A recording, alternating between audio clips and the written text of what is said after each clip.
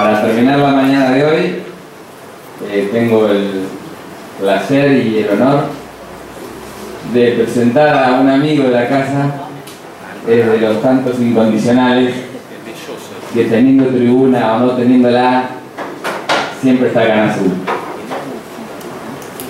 El doctor Álvaro Gardiol, cada vez que he tenido que presentarlo y le pido que me pase algún mínimo currículum como al resto de los ponentes o disertantes,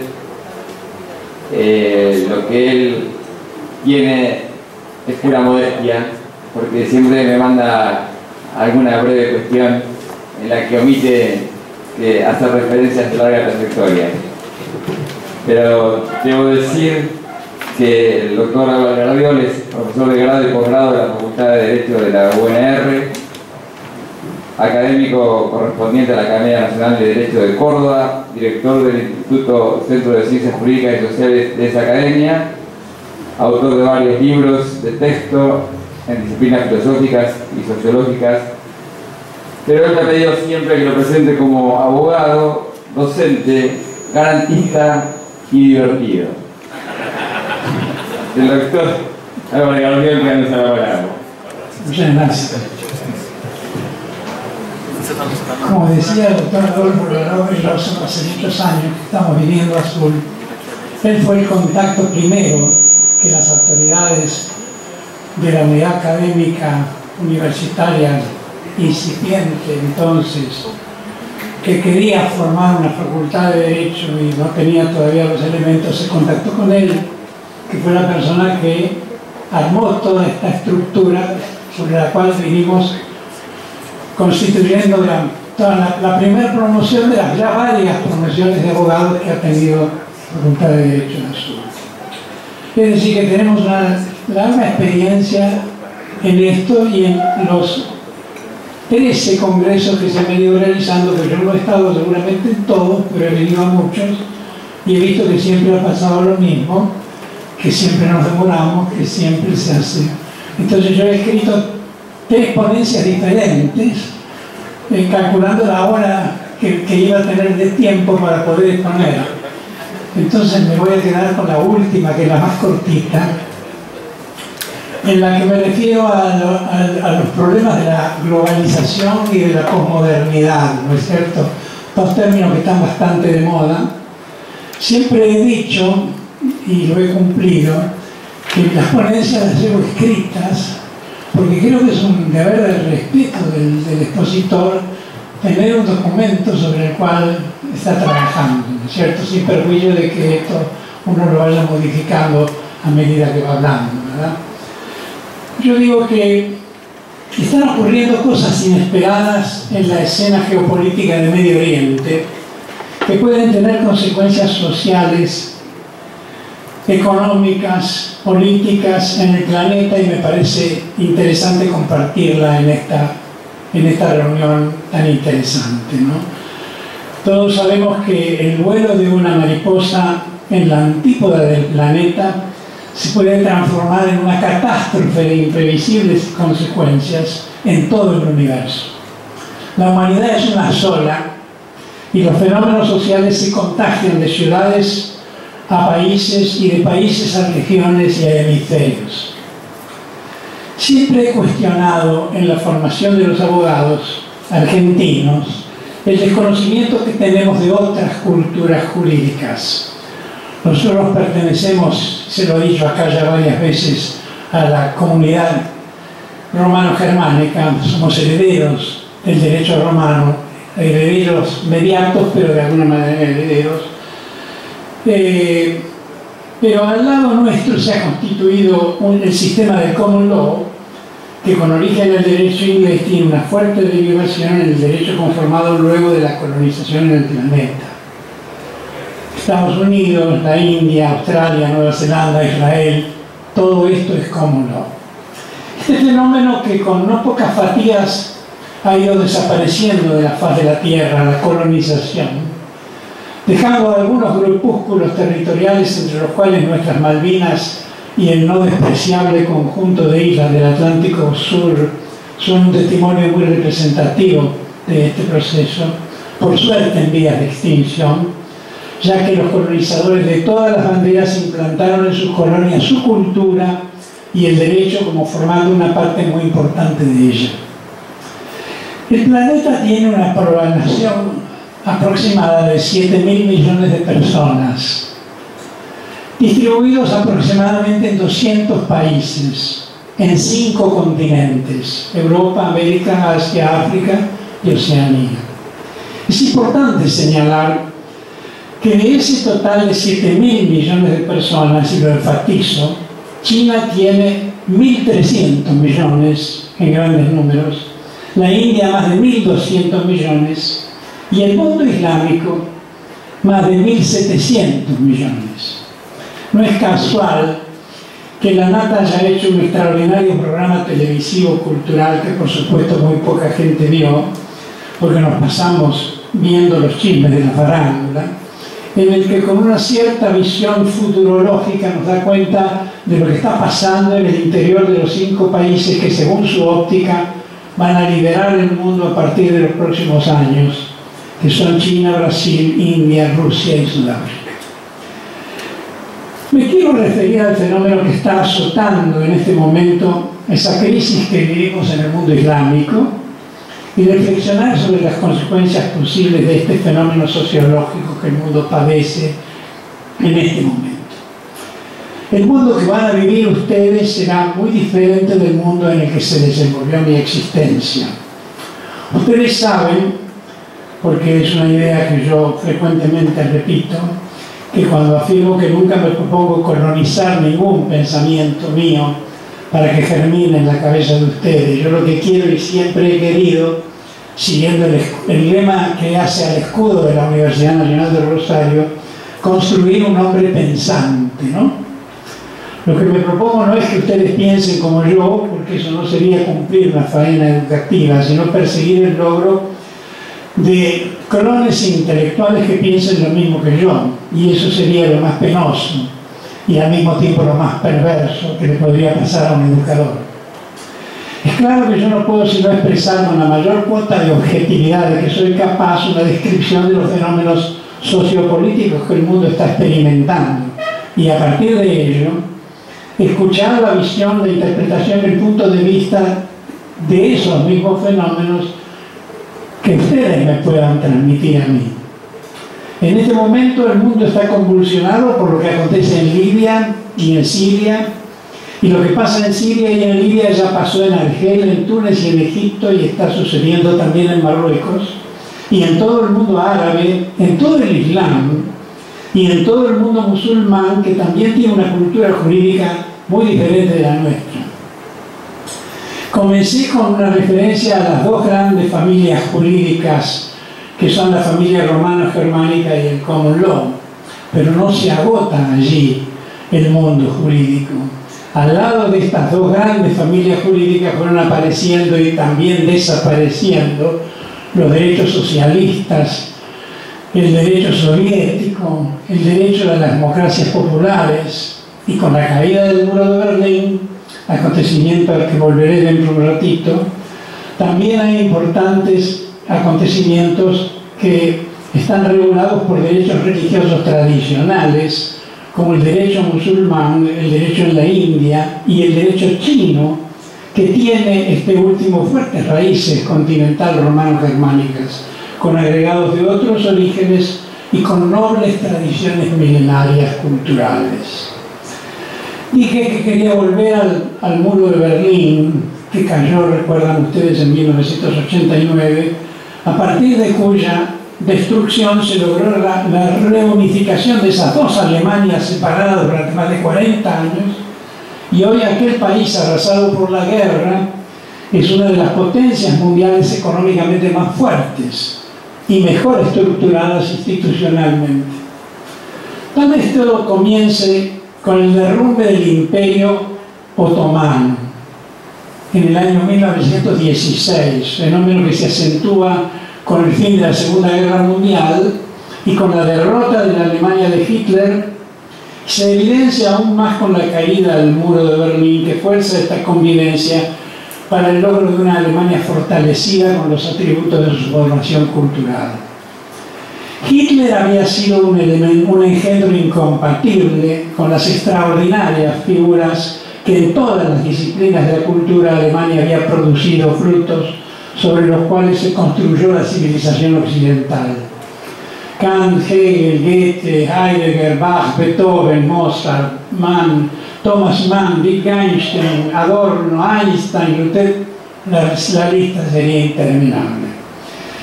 Esta crisis del islamismo, que Europa y los Estados Unidos se interesaron esencialmente por el petróleo y por los petrodólares, y estoy tratando de interpretarlo desde la liberación de cada uno de esos pueblos oprimidos por reyes, autócratas y señores feudales con fortunas personales multimillonarias que no podían tener otro origen que no tuvieran que ver con la administración totalitaria de los ricos territorios subyacentes a las plataformas subterráneas y marítimas de esos países, se pone de manifiesto inicialmente con la caída del rey Farouk, depuesto en un golpe de Estado en 1952, y un par de años después con la instalación en Egipto de un régimen militar de coroneles comandados por Gamal Abdel Nasser, que padecieron la derrota de la Guerra de los 6 días y ello provocó la destitución y pocos días después su muerte. Tal vez la humillación de la derrota ante las fuerzas de Israel sea lo que puede explicar el giro hacia la Unión Soviética del régimen de los coroneles. Le sucedió a Anwar el-Sadat, que fue a la vez víctima de un magnicidio en el que perdió su vida y nada le pasó a Mubarak, sentado a pocos pasos del jefe de Estado, y ello lo catapultó al poder, que ejerció despóticamente amasando una fortuna personal escandalosa, con el final que sin duda todos ya conocen.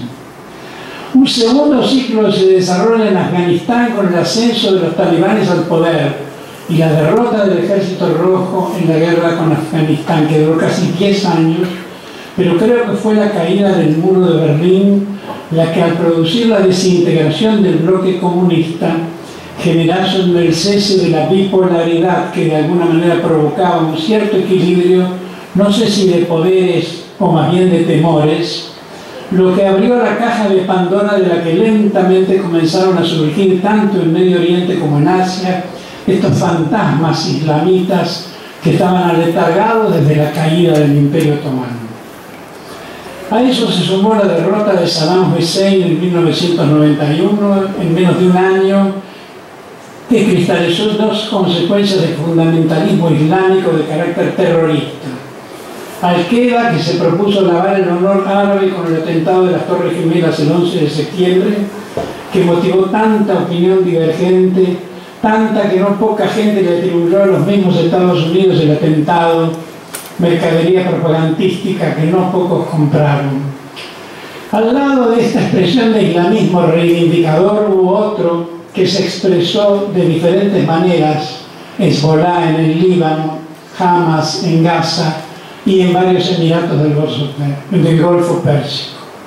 Lo que aparece como una novedad, por lo menos en mi muy parcializado examen de la situación, un poco por la distancia, otro poco por el genuino desconocimiento profundo de ella y otro mucho por la tergiversación que los medios de información que responden a las orientaciones de sus propias políticas institucionales logran transformar la realidad. Pero lo que se evidencia, me parece a mí con mucha fuerza, es el surgimiento de expresiones de nuevas generaciones de jóvenes que deseo creer con actitudes fuertemente democráticas y profundamente libres, que no aparecen dispuestas a tolerar para siempre el manejo autoritario de la cosa pública, la corrupción a niveles exponenciales y apañados por estructuras policiales y militares opresoras, absolutamente incapaces de comprender las exigencias mínimas de un pueblo hambreado y demandante. Esta nueva filosofía que se perfila en el islamismo, que nos la han querido vender como un mundo de ignorantes y nos han demostrado que tienen menos paciencia que la pretendida ilustración de los que les reprimían. No hay que olvidarse que ese Islam son los herederos del imperio persa, aquel que peleó con los griegos y que perdió, ¿no? Alguien no hace mucho dijo que era un milagro que hubiese llegado un negro a la presidencia de Estados Unidos. Yo creo que el verdadero milagro fue que llegara un intelectual a la presidencia de los Estados Unidos, más allá de errores y defectos que todos tenemos, pero nadie dice una sola palabra de enriquecimiento ilícito, aunque seguramente no habrá desaparecido el flagelo de la corrupción en distintos estamentos del Estado burocrático de la democracia. Y ya el efecto se empieza a derramar y parecía imparable. Todos los autoritarismos del planeta han comenzado a poner las barbas en remojo. Todo esto empieza con aquella famosa inmolación de un joven al que no le dejaron vender su muy pobre mercadería con la que llevaba las monedas de su trueque a su casa para alimentar a su familia. Y ese primer gesto fue seguido por gente joven, universitarios, estudiantes sin trabajo, con una vida miserable, y por mujeres humilladas por su condición de género, con velo o sin velo. Lo que la gente no soportó fue esta confusión entre el gobierno y el Estado. Aquella famosa frase de Luis XIV, repetida en labios de Gaddafi, cuando sostuvo que el que no piense como yo será ejecutado. Pero cuidado, como afirmaba Danton, nunca se puede llevar la revolución en la punta de una bayoneta. Le tocará el turno a Siria y a Arabia Saudita. ¿Qué pasa con Jordania y su monarquía? Lo cierto es que lo mejor de la vida y sus sorpresas es la inextinguible capacidad de asombro que hemos adquirido desde el comienzo del siglo XXI. Quizá, tal vez de unos años antes. Quien nos hubiese anticipado, digo solo el año pasado, ¿quién hubiese sido capaz de presentir que los países árabes iban a experimentar ese tornado de libertad que los está envolviendo? Y además de todo eso, imaginar que la Plaza Tahrir, que representaba para el régimen de Gaddafi algo así como la Plaza de Mayo para la Casa Rosada, iba a darle al mundo la lección de libertad que le dio. Una pregunta que nos surge de inmediato: ¿quiénes serán los que lucren con los beneficios si toda esta revuelta germina, crece y se asienta? No todas son rosas. Seguramente el caso de Túnez, con la caída del presidente Ben Ali, sigue inestable.